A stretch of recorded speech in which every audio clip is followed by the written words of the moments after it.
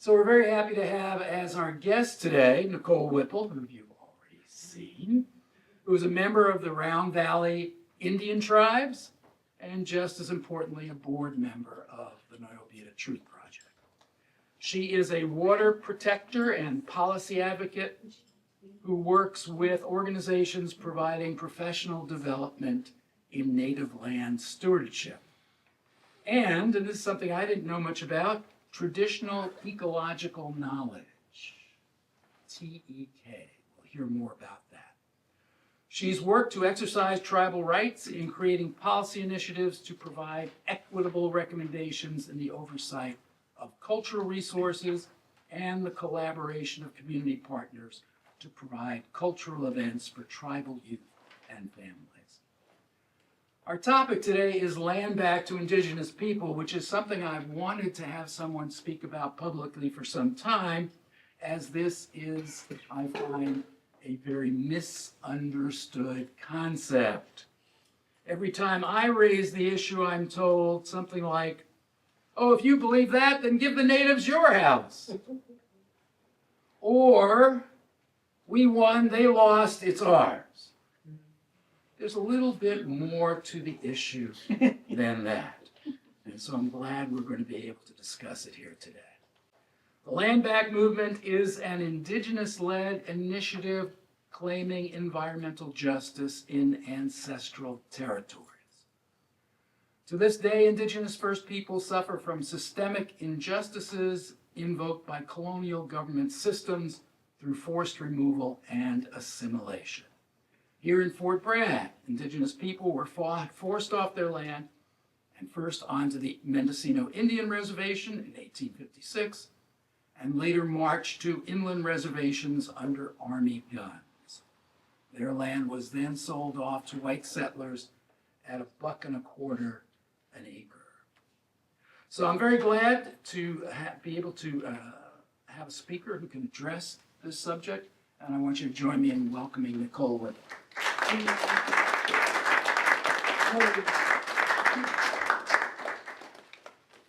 Thank you so much, Phil. Thank you to our board members who are here, and thank you to all the community for being here to listen and share space, share conversations and discussion on this topic. And, again, Mahim, Sentamana Kekanema, Nickole Ana, Valley Keana, Yuki Keana, Little Lake Como Keana, Nomalaki Keana, Wintum Keana, Maidu Keana, and Konkau Keana. So again, in the Northern Como language, we have a name, we have a word for friends, but what I have been taught from my relatives and elders is that we didn't necessarily in all of our tribes have a word for friends. We were all relatives or people. And so when I greet you and I say, Ke Kanema, that means my relatives. We are all relatives of the same. And so I greet everybody that I come in contact with as Keana, because we are here together, relatives together, sharing space and time together. And again, I mentioned many different tribes. I come from different tribes. So my teachings come from different tribes and areas, and again, my teachings were that we don't have friends, we have relatives, and people are Hinthul people are native people. Those are my teachings, and so I am from Round Valley, which some of you may or may not be familiar with the Nikcole block, as I am a descendant of Yuki and the Northern Como, which are from this territory. I'm also, my bloodline extends from the coast all the way to the border of Nevada. The Maidu, Konkau, the Nomalaki people were forcibly relocated into Round Valley. That was our trail of tears. And so I like to honor and respect all of those ancestors that I descend from. And again, thank you for having me here. Just a little bit about myself and, the work that I do. So aside from being a board member, I work with Save California Salmon, which is an Indigenous-led nonprofit who supports the fish-dependent people.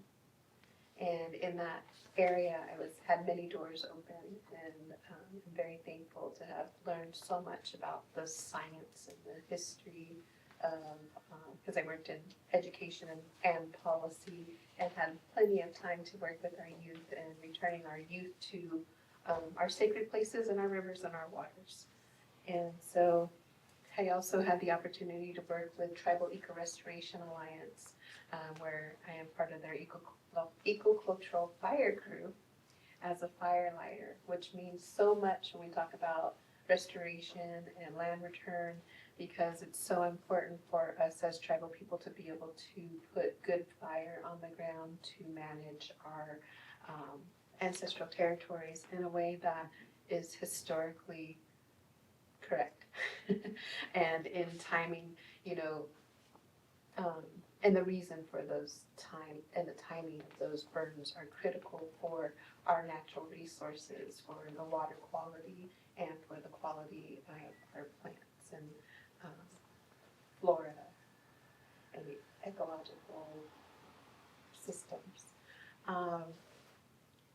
So I also work for the Big Valley Rancheria EPA department under a CAL FIRE grant, which is a multi-tribal grant, and I'm a project coordinator for a field management project, which is really exciting for me to have learned my way and gained my way. So as a woman growing up on my reservation, our men are very, very,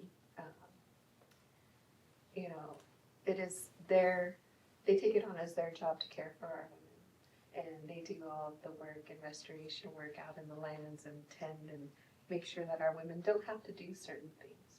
But as I got to work with Tara, I got to learn and understand for myself that my place as a woman in fire, because generally even in our ceremonies, which I'm more connected to than other areas, is that the men, tend to our fire. And so when it came to restoration, I remember things being with my grandmas and aunts and learning about when to put fire down and how to help support our systems. And so it's a great experience, and I'm really excited about my position as a project coordinator and my plans to become a cultural burn box, and have got to sit at many tables where we discussed how important it is for our tribal people to be able to burn on our lands outside of the scope of CAL FIRE and under those authority, and at our discretion, applying our sovereignty to tend to our lands. And as far as, trying to think of, so I've also done some policy work with Native Health and Native Hands, which is another tribally led. So Tara and Native Health and Native Hands are Indigenous-led tribal nonprofit organizations, and my work collaborating with Save California Salmon and Native Health and Native Hands and the Round Valley Indian tribes, we were able to return our youth to the Eel River. In the last 3 years, we've been doing that, and Native Health and Native Hands has actually returned a hand-dug canoe to the river after 100 years.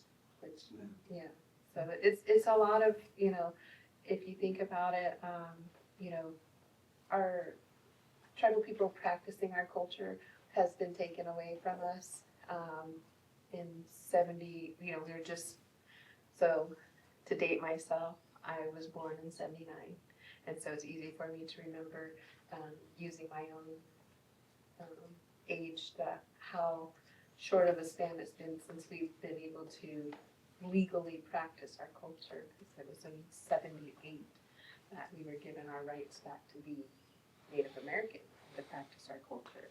And so with that came the ability to burn, our burning was taken away from us, our right to burn, our right to our fish and our waters, and salmon and hunting and all those things and then just the practice itself in ceremony, which is a great connection to the lands.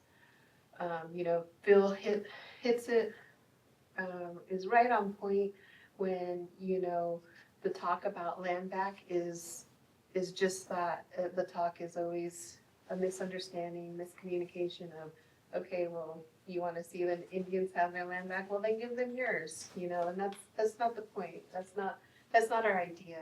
Our idea about land back is, you know, creating connection and collaborations with our communities and understanding how to support each other and restore and revitalize the lands and the waters, because we are in a climate crisis, right? And all of the things that we have done to our lands, we have to start somewhere. And to go back in history with the forced assimilation that Phil spoke about and the forced removal, those things were intentional. They were intentional because as colonizers came to our areas, they seen the abundance in our fisheries.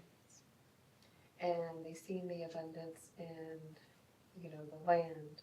And so those were the things, the water, those were the things that were immediately economically driven to start taking the timber, the lumber, you know, the railroad systems and things.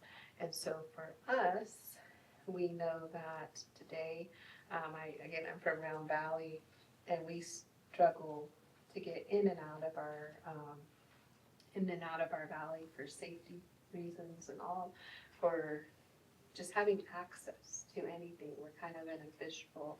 We're dependent on these trails, these roads that were created along our riverway, and they are not safe because it wasn't intended to be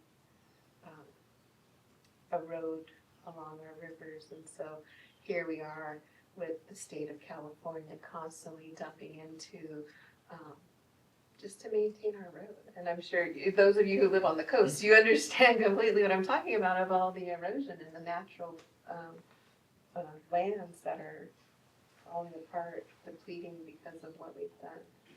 And so when we talk about land back, it's that returning those natural ways. The native plants are so important. The native species are so very important to our climate crisis in that correction. Is there any comments or any questions that you guys would like me to say? So I have a few different areas that I like to speak on, but I want to open it up to see what is the context you would like me to speak about. Yes. Go ahead. I was very interested in the fire resiliency, protect our forests. I was part of, Senator McGuire did last year a town hall online, and I wrote an article for the Mendocino Voice about that. So I'm really interested on where that's going, and having a woman, Native woman involved. I mean, that's huge. And I'm wondering how that is now going to be extrapolated and put forth throughout the state of California. This is huge. This was historic. I don't think anybody in this room understands how incredible this was, to have this acknowledgement, and then the training of firefighters are here. So if you could, I'm not up on all of it, so if you could just talk more about that and how important it is and what it means to you. Okay, absolutely. And you? Well, your message is hopeful. The Cherokee won a Supreme Court case against the Jackson administration, which led to the Trail of Tears, where they lost everything. And now we have this corrupt administration where we are losing everything again. Do you have a answer to that? Are you sure that you are going to get what you That are I'm- striving for? Are As you far as sure that land you're back? going? As far as land back, or as far as winning against the government, can you be a little more specific? Well, I mean, you have a hopeful message, and I'm glad to hear it, but I see signs all over Fort Bragg forever. And I question, why would anybody want the name Fort Bragg, which glorifies a general that even his followers didn't like? Most of the followers, the Confederate soldiers, hated that man. This is written by his soldiers. They hated him. He wasted soldiers. He threw them up against bulwarks that were impenetrable. They couldn't get past them. Okay. The Northerners laughed as they shot down those poor men. And for this fool to come back and say, let's name this Fort Bragg after this great general. He wasn't a great general. And the people that want Fort Bragg forever, well, I can't. I only moved here in February, and it baffles me why you want to keep Fort Okay, Bragg. we'll talk about name change. Yeah. And we'll talk about name change and the importance of that.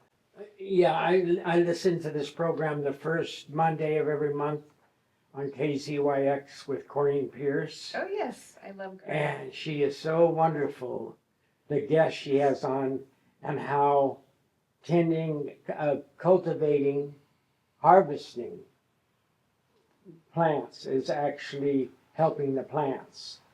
You're thinning them and you're planting them and checking on their health and all that. And so I'd like to hear more about that because I've been a farmer since I moved here 21 years ago. So I love that. Okay.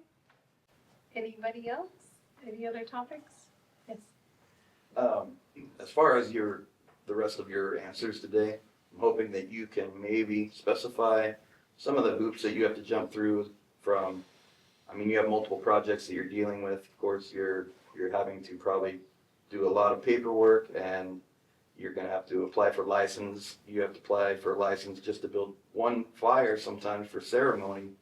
So when you answer about doing burns and these steps that you have to take, I know there's many for every single task that you have to do. I'm hoping you could just kind of specify the length of work that you have to put into each small thing that you need to do. I guess I have some. Great topic. Yes, well, we'll talk about that with the cultural burning. Any other topic? I'm a beginner, but I have great interest in, Speak up. I have great interest in the general concept of land back and also traditional knowledge, traditional skills, just how people lived and how much is remembered and known. I have a friend who's native and his vision is bringing youth back to the land, youth who are struggling in various ways with our crazy society. And he sees them wake up and realize that when they go out hunting and fishing and gathering acorns and such, okay, this is real life.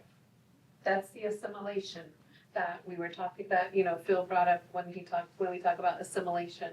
That's it. That's where our disconnect came, in that assimilation of, okay, you're not allowed to do the things that you are born and to do, or your inheritance, your life way. We're gonna take you completely out of that and teach you a whole brand new way of farming or living or economics that our people struggle with to this day, and which is why the cultural fire, the land back, and the stewardship is so important to us when we do the land back. So, just to start out, just a little bit about my tribe. The Round Valley Indian Tribes is one out of 5 reservations established by the U.S. by executive order in 1852. The Nikcole farm is an administrative extension of the Nomalaki Reservation where 6 tribes were forced relocated into Aboriginal Yuki territories, which is the Round Valley Reservation.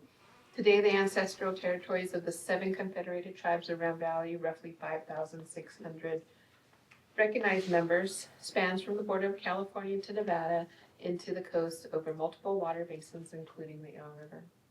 The 7 confederated tribes, so this is my little, as I said, I'm an advocate for water justice, and we are working diligently to bring down the dams in Potter Valley, called the Potter Valley Project, which, you know, is extremely important because the fact that we have androgynous fish and species that travel up and down that river that are not making it. And when we talk, again, if we're going to talk about climate crisis and land back and the need to restore, we have to understand how important all of these species are. There's a reason for them to travel up and down the river and the oceans, and they contribute to what is happening here on the coast. And so 7 confederated tribes have not relinquished their right to our ancestral lands and our waters, nor have we relinquished our hunting, fishing, and gathering rights in our ancestral and Aboriginal territories, which again extend throughout the Eel River, which here 10 Mile is, one of our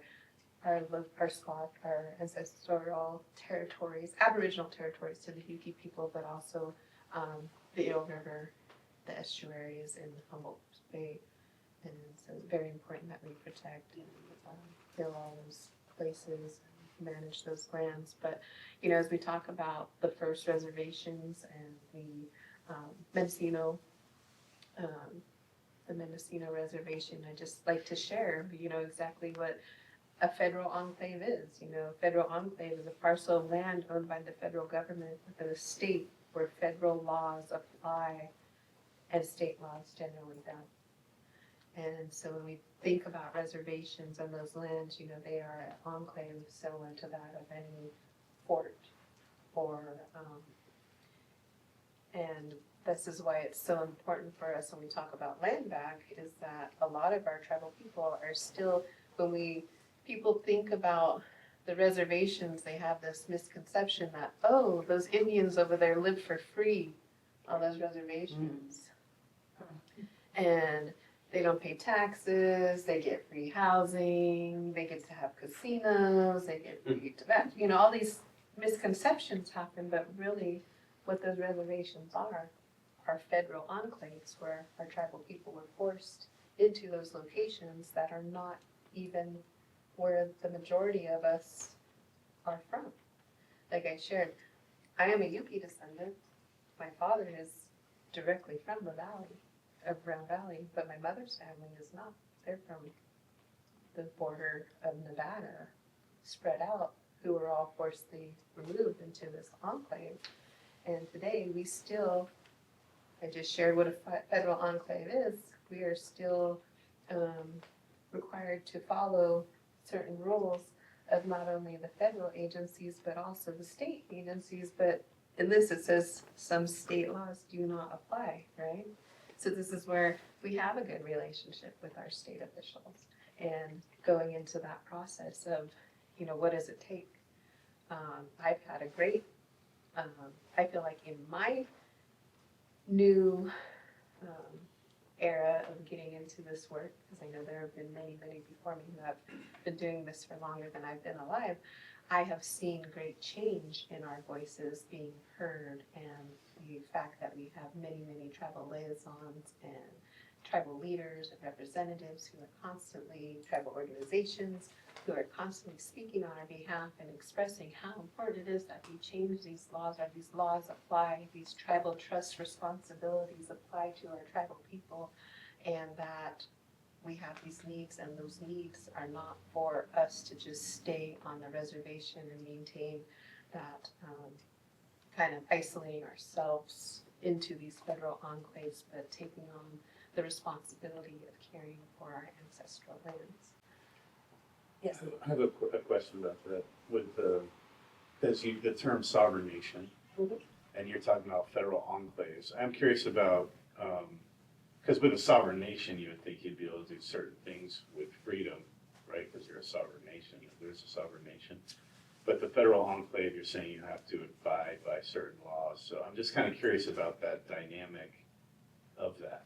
Like, We are a sovereign nation similar to that of like Fort Bragg, for example, right?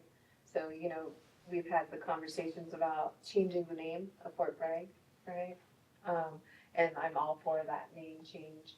I'm all supportive of the change of the name, or not, and the terminology that we use is returning the name. We're not trying to change the name of Fort Bragg. We are asking to return the ancestral names of a ancestral name. And in that sense, as much as I may want it, another tribal may want it, a person may want it, you may want it, you may not. In the people that will be able to make that change are the people in the city limits of Fort Bragg, right? Because that's the rights that city has their own government, that they get to make those decisions on how they vote and how they make those changes. It's similar in that our tribes, each one of us have the right to have our own sovereign government, like that of a state or a city, but it doesn't mean that we get to do whatever we want. Even when we have to, we don't necessarily have to permission, but we do have to report to somebody. Because we were established as a federal enclave. We're under federal authority, jurisdiction, when it comes to similar to that, the land, jurisdictions and boundaries, that of like, only the people who live in Fort Bragg can vote on the name change of Fort Bragg. Well, our people in Round Valley, we have our own sovereign government, which is only for our tribal members to decide and make decisions and to advocate for what happens on our lands. But our territories are checkerboard. So we may have an airship land here, we may have a fee land here, we may have, an allotment and private property. We may have a conservancy or a land trust in between, all under the reservation. And each one of those has different roles. And so that's how that, I don't know if that answers your question. I guess one example that would maybe clarify more is that, like with cannabis, say that the sovereign nation decide they wanted to grow cannabis, but then the federal enclave can say no, that isn't, so that's kind of the federal part where they can strike things down in a sense, right? In a sense, they could. And so these are good. It's a very good conversation. And our community has had those conversations. They believe, yeah, we're under the federal government. Federal government says marijuana, no, it's illegal. It's against the law. We can't do it. As a sovereign nation, we're able to create our own ordinances, and we are allowed to have cannabis. We have a compassionate use ordinance in Round Valley. And so, at this time, we're in a battle of who do we call when those ordinances are not being followed, when we have multiple lands in one area on a tribal reservation, and we have those grows that may not be following the permitting process. Yes. I think a large problem is ignorance. And children aren't being taught, haven't been taught history, and the history they have been taught is complete, excuse my language, bullshit. They haven't been taught that when slavery existed, not only were black people considered livestock, but also Indians were considered. If they could subjugate them to slavery, they were also considered livestock. Well, Not human, but dehumanized. Absolutely. and I don't mean to cut you off, but you know, you make an absolutely great point, and that's one of the reasons why it's, one of the things that is important about land back is that, you know, I've had the opportunity to be, to go to a couple of BIPOC, you know, big events, and where I've had to stand up and say, hey, where's the I in the BIPOC? You know, like, Yeah. there's, you know, a Yeah. handful of us here. And children aren't taught that, they weren't taught that in school, that if you weren't white, you weren't human. Absolutely. And they were all dehumanized. In fact, when Columbus discovered America, he was lost. And he came over and he said these people would make excellent slaves. Yes. Speaking to the choir. Right? And so today, you know, I just want to go around the room. So how many of you are Native? Anybody Native? Half So Irish, so you're half definitely Irish? not Native. Okay, so when you fill out a form, DMV, you go to anywhere and have to provide your ethnicity, or are you required to prove how Irish you are? Or how No, white I'm you are? not, so I don't fill out anything. Look down. Adriana, I know that you are Hispanic Latina.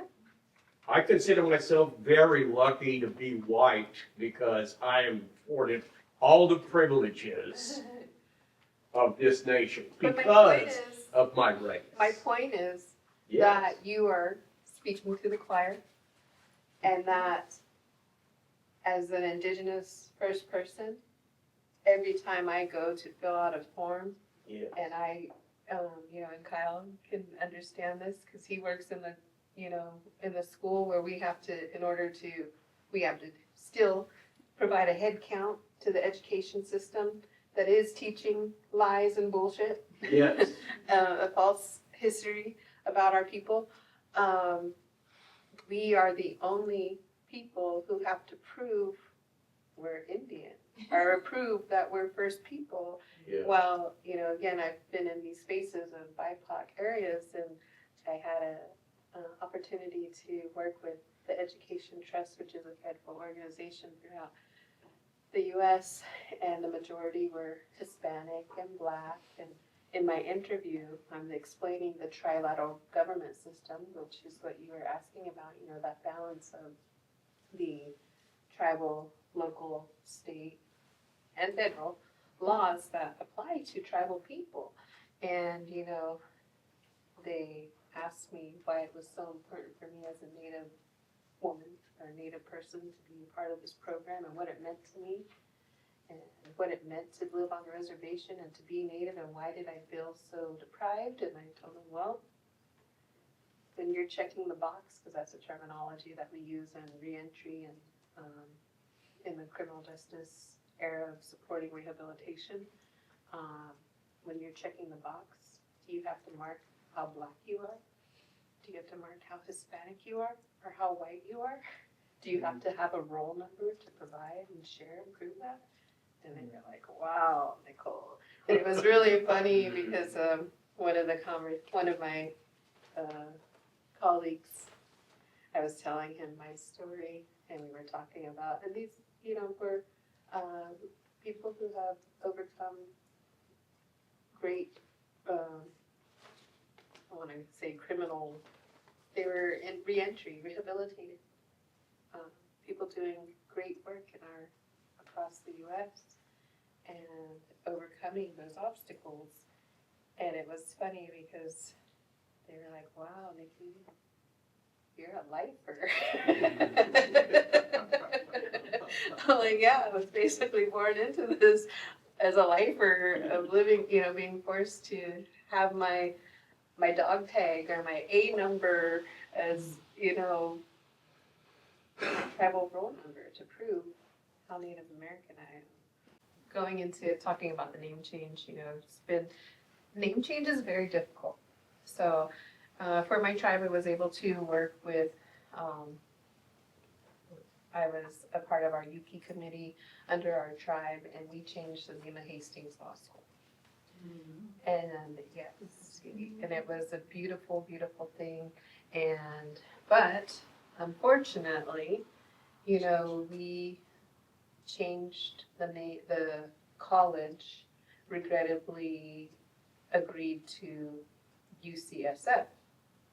So if you know your California history, the bullshit that we are taught and forced to teach and learn about, which has changed with legislation, and part of this bill as well that changed the name of Hastings, is that the mission system is destroyed, Like the Force. Catholic Church. assimilated, did great, great harm to our indigenous people here in California, the entire state of California. So while we were asking for Hastings Law School to return an indigenous name, because again, to restore, to heal, we believe as indigenous people that we need to speak the land, speak the language of the first people. So we were asking for Poino, which means one people.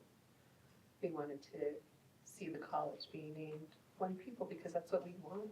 And Brown Valley, we have 7 tribes forced together, but we all live together as one people. And so it was our ask. We had a great deal of people across the entire United States who were, you know, alum who were like, I want my diploma to have that name. It doesn't roll off the tongue.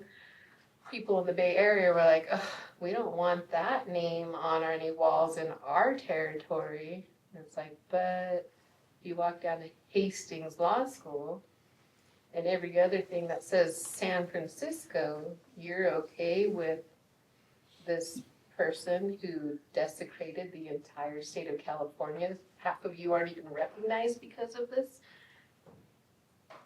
person, but you're against an indigenous language being returned to California in the space. It's really demeaning and hurtful. But, so I've had my fight with name change. You know, I appreciate that some of the board members who were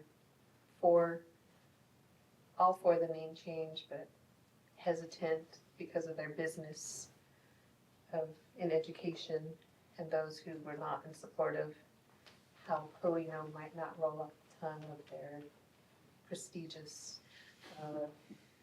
diplomas, or didn't want to have those things in their homes. You know, it's just critical to understand and know the history of what you're changing or returning a name to, especially in that San Francisco, the entire city is named after somebody who has destroyed and desecrated the entire state of California.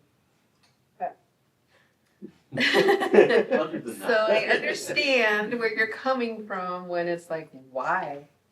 Why do people want to hold on to the name of Fort Bragg when it's so harmful and it's demeaning and it truly has no connection, right? Like you had shared, there's no connection to the general who the city is named after.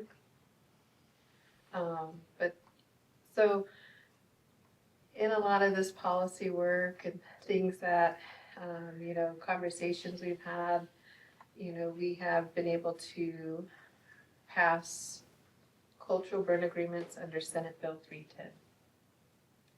So as I had mentioned, you know, earlier, that it was against the law for us to be native, to have a culture, to sing, to dance, and to burn. Today, we have passed Senate Bill 310, which means that with some, I'll go later into those jurisdictional boundaries again, but for our tribal people, and when I talk about ancestral territories, you know, there's 2 different terminologies. Ancestral territories applies to state, Aboriginal territories applies to federal and different areas, so Aboriginal territories, maybe those of like Round Valley, which I have shared. I'm Yuki, which is the actual original known tribe of that area, so we are Aboriginal to that area, all the way from the West Coast ranges to the coast. Here in Fort Bragg, the rock out here, out on the bluffs, has been documented with a Yuki name. And sorry, I can't share that with you. I don't have it on me right here in front of me, but I'm new to learning language. And so going back into cultural burning, the state has allowed for tribal cultural practitioners to be able to burn as long as there are in their ancestral territories. So we know that there are many tribes have been moved, right? But tribes can establish ancestral territories if they have been there for a certain long or had time, or like connection, or ceremonies, or they were fishing spots or locations.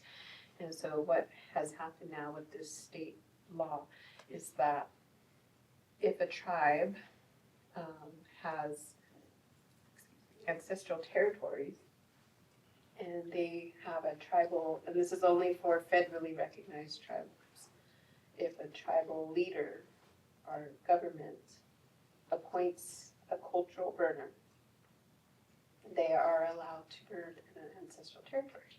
So what that means is that if you have a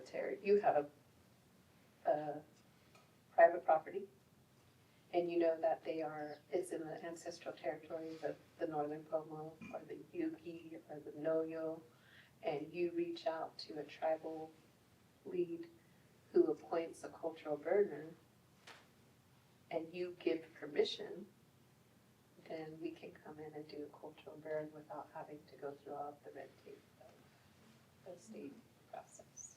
Doesn't apply on our federal trust lands, but it does apply to state.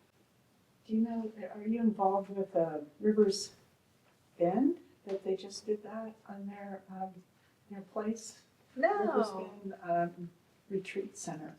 I was there a month or so ago, and they had burned, and then Marion Child, the woman that did the books on the oak, I'm sorry, I can't remember her first name, but she's there this weekend, Kate, yeah, doing a talk about the oaks and the acorns, and anyway, they did burn that.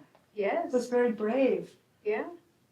And the trees some of the madrone got singed, and put a little feather, we blessed them to come back. What I've learned in my trainings is, what we're learning as tribal cultural practitioners and firelighters, cultural burners, is how many of our plants are fire adaptive. Yeah. And so you'll see some of the history that we have seen in some of the cuttings, like especially in the far north. There are many women in fire out in the far north. Can you explain more about cultural burn terminology and how that's being used to help manage forest land? Yes. Yeah, that's, Yes. because cultural burn is a little confusing for me. Okay, so cultural burning is the concept of burning intentionally to return vegetation, or to, we have a lot of non-native species, grasses, trees, and things that are overtaking our native species and populations, which again contributes to climate, right? Because our native plant species have longer root systems, because they're intended to be here for the lifetime, the longevity, whereas our non-native species that have been introduced into the area have shorter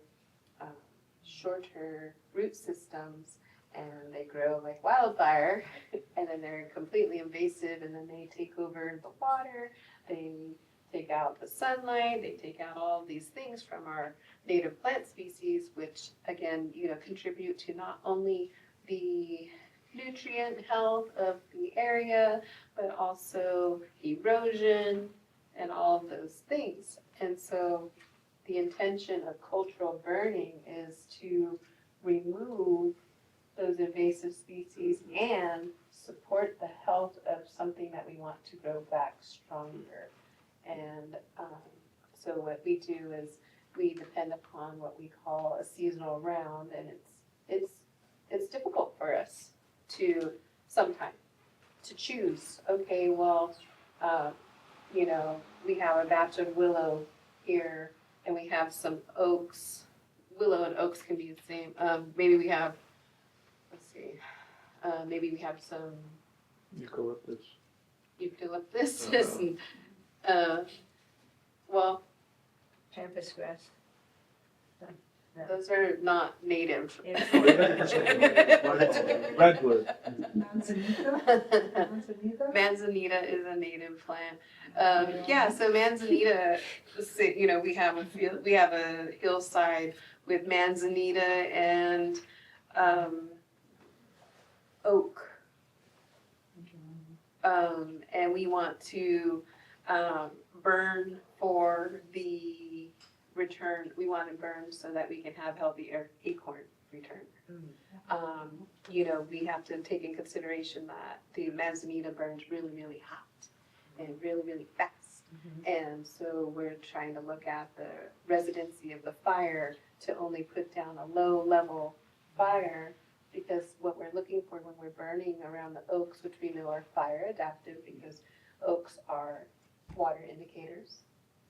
You know that there's water there. So what happens is, you know, we have to be careful if there are manzanitas near our cultural burn, how fast they might burn, and maybe we burn those. What we're trying to do in that case, if we're burning for oak, is to put fire on the ground to burn out weevil. So that smoke and that fire, the oaks love it. The weevil doesn't like the smoke.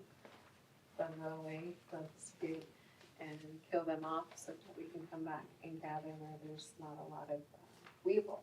But, you know, talking about historically, there is documentation of in timber and lumber where they can recognize the burn scars, just like they go in and they cut and you can read the circle, you know, the rings. There's evidence of historic land burns in the scars as well. So it's something that's been happening for years, and you know, That's oaks is one interesting. yeah, but in other spaces we've had to, currently right now, in the project that I'm working on right now, we're trying to return the tule, because it's, and in that space, you know, I've had to have the difficult conversations and choose which native plant we might be removing to replant. And some of them, and you know, we see that this native plant is outgrowing and taking away too much in the spaces that we want to return the tule. And so it's like, okay, we're gonna have to pull them, or, you know, we're gonna have to manage it. And it's no different from your farm, right? And, you know, you had asked a question about, like, you know, how Corrine talks about tending to the land and stuff. It's no different than you have your garden of lettuce and things that you grow. You don't just throw it out there and leave it. You have to go and tend to it and water it and pull weeds or provide it nourishment.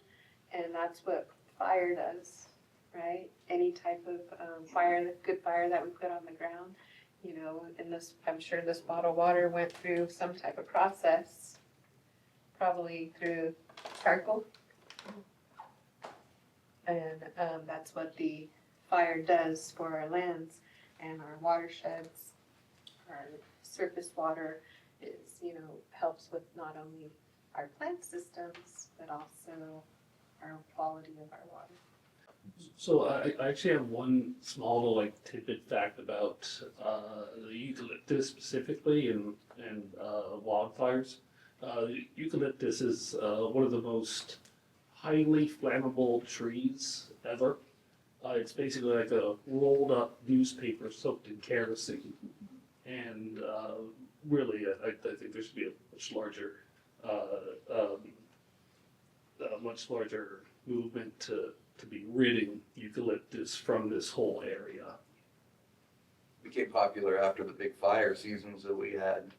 The eucalyptus became outed to the public as being not native and invasive. And most people consider California, the Bay Area, they think of eucalyptus. Now, I always did, and I grew up in North California, but even when I used to drive trucks across the United States, I would think about eucalyptus when I would get back to the Bay Area, forgetting that it was not native to the Bay, like we stripped the redwoods out, and then I can't remember which culture internationally was responsible for bringing them back, but now they're, after the PG&E had to become liable for all the fires, then eucalyptus started getting torn down all over the place because it's so brittle and so flammable. But most people in general are ignorant to these things, I mean, when you're talking about cultural burns, I think the majority of the public doesn't even know that's happened. And is it ironic that they call it cultural burning when it's just a control burn, but it's somehow racially profiled as a cultural burn because it's knowledge that comes from the tribes. It's completely different than, and that's the thing that we as cultural burners, we are asking for, that we want it to be a cultural burn because the purpose is completely different.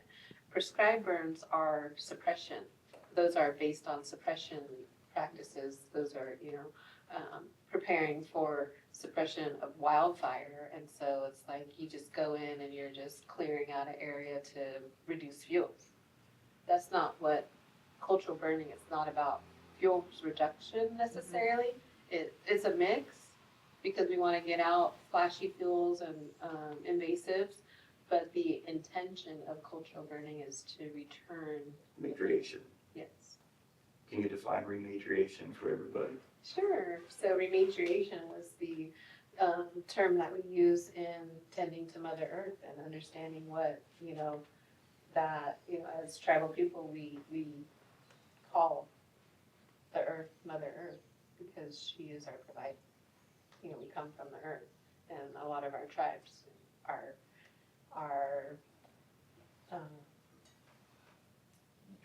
our creation stories come from birds or the mud or the sand or the water, which comes from Mother Earth. So rematriation is the act of rematriating the land and respecting our mother.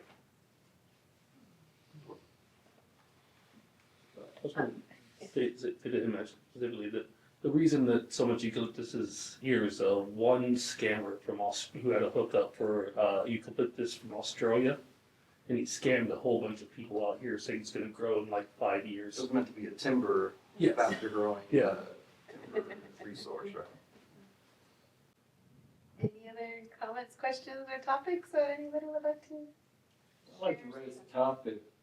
On Meadow Farm, we're working with the county basically to demonstrate that in order to advocate for low-income housing, you have to abandon the water-based septic system model, and that there's really no affordable septic system in the way it's been established.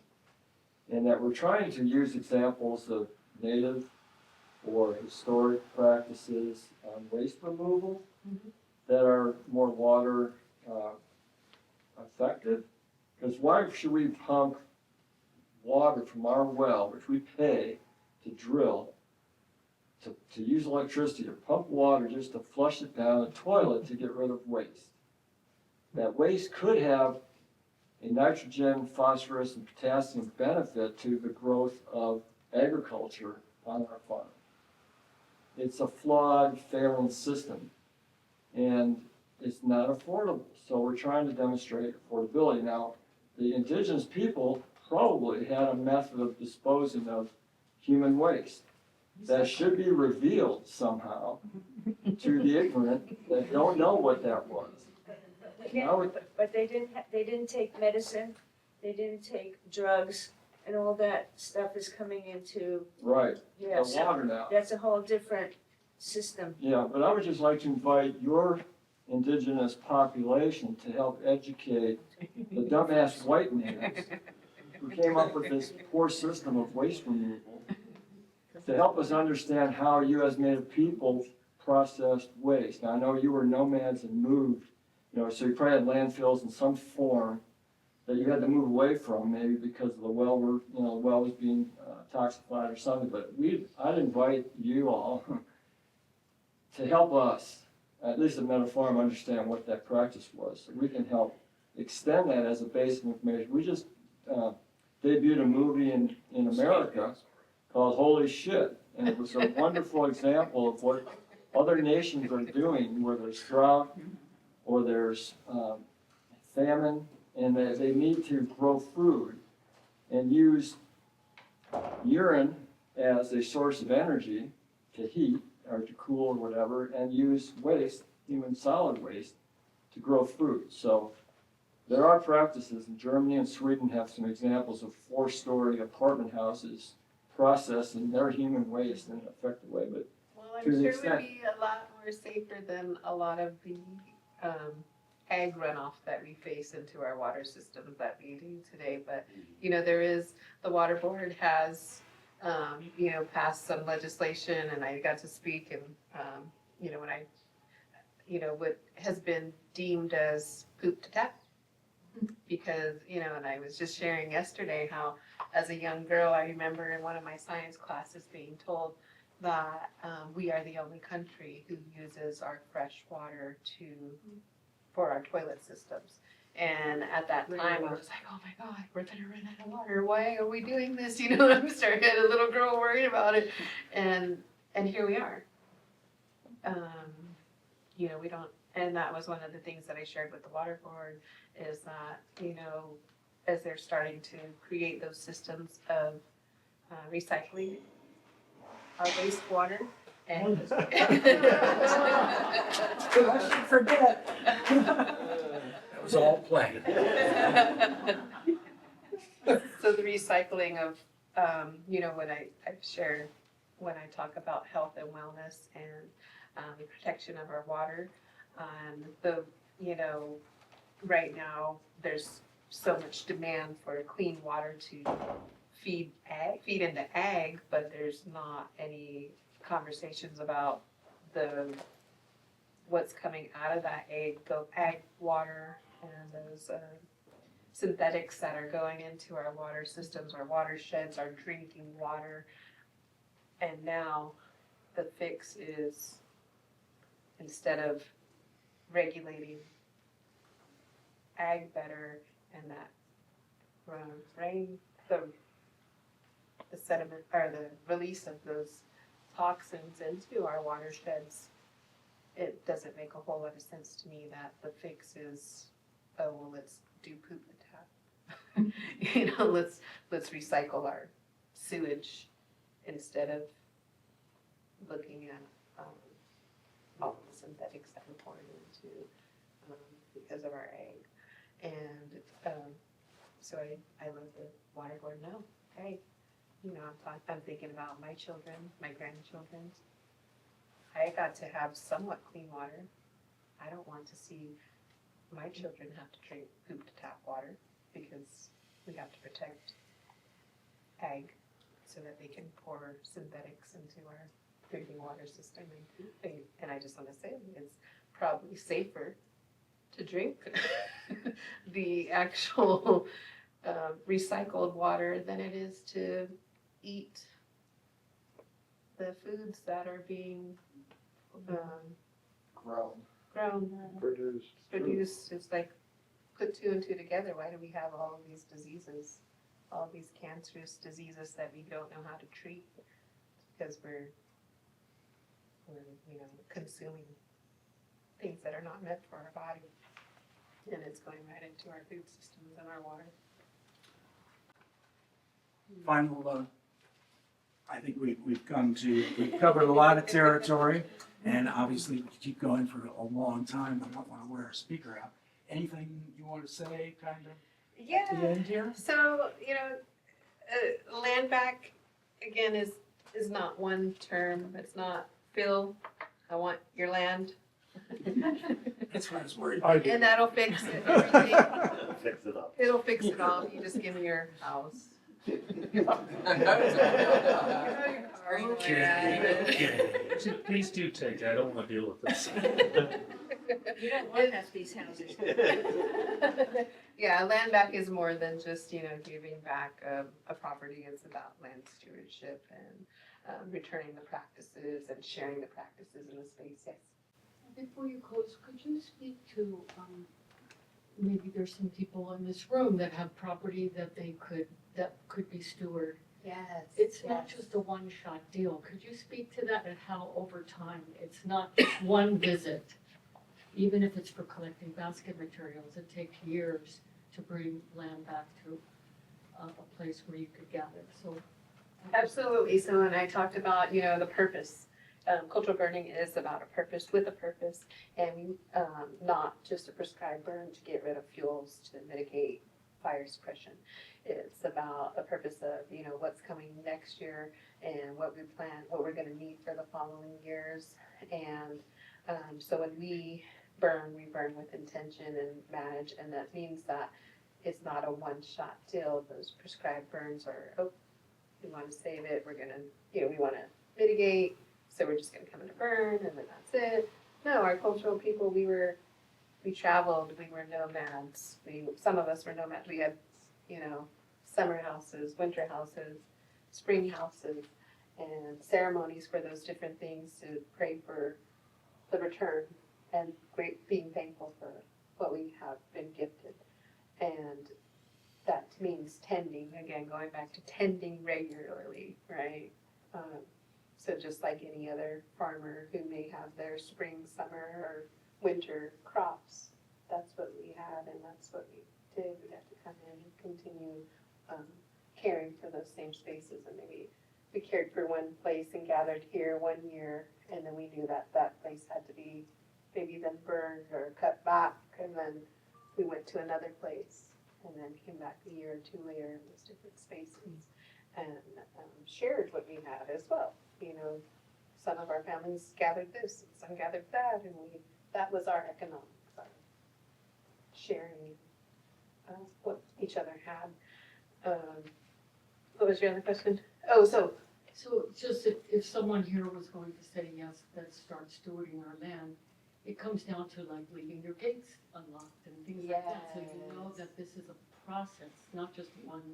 yeah, one of the really beautiful things that working with Tribal Eco Restoration Alliance that we do is that when we work with property owners to go and do our cultural burns, there's an agreement, an MOU that the landowners will basically hand over the keys to say, hey, yes, I welcome the tribal people to come in here to gather these certain things, and I welcome these cultural burns with intention to return.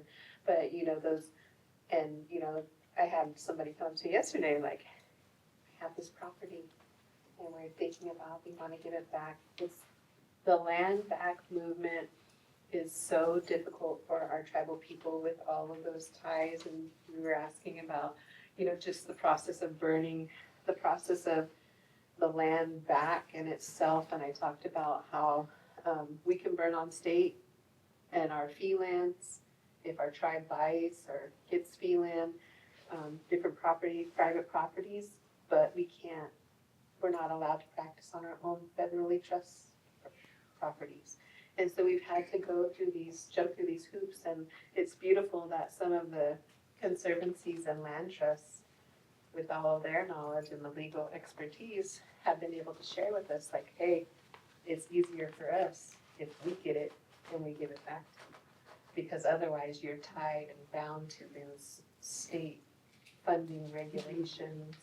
And so, yes, if you know people who want to in kind give back or co-manage or share space or have us come and tend the lands and to help you restore it, then reach out. Because then we still are going through so many battles and hoops to get the land back. That's why it's such a big movement, is because, and I say this with the utmost respects and grace as I can, but I've said it time and time again, and I'll say it today, you know, to those agencies, federal agencies, state agencies who are giving our land back. If you're gonna give the land back, let us do what the F we want to do.